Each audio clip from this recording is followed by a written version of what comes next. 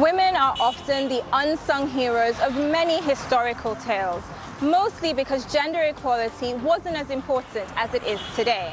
But every so often, they did things just too incredible to ignore, like a group of women in Nigeria organizing a women-only anti-colonial protest in the 1920s. The Aba Women's Riot was a 2-month rebellion waged by local market women from southeastern Nigeria. In the 1920s, the British government needed to raise funds to develop their colonies, especially after the financial losses of World War I.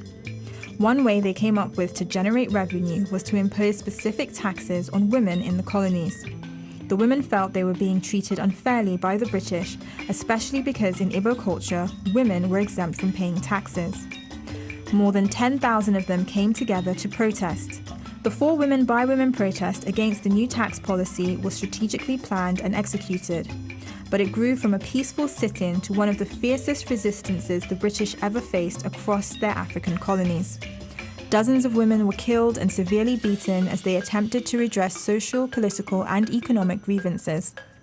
Government infrastructure and factories across Igbo land were destroyed as protesters clashed with colonial troops.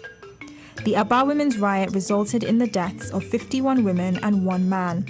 It inspired other women-led protests across Nigeria, which in turn resulted in women taking up more prominent roles in leadership.